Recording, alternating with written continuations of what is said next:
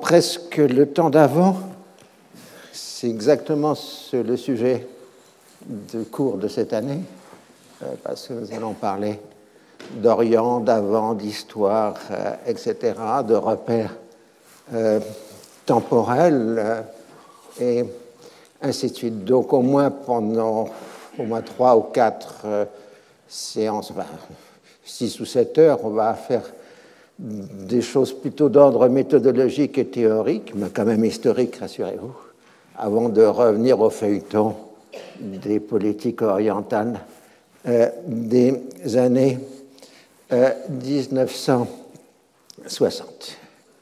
Je vais d'abord débuter par une citation de Michel Foucault, de 1961, c'est dans la préface à l'histoire de la folie, et préface qui ne sera pas reprise dans les éditions suivantes de l'histoire de la folie. Dans l'universalité de la ratio occidentale, il y a ce partage qu'est l'Orient.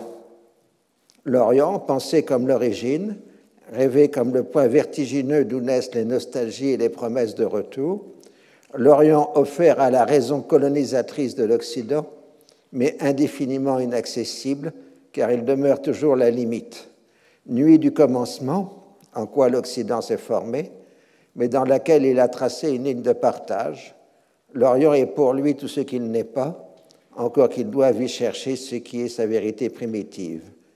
Il faudra faire une histoire de ce grand partage tout au long du devenir occidental, le suivre dans sa continuité et ses échanges, mais le laisser apparaître aussi dans son hiératisme tragique.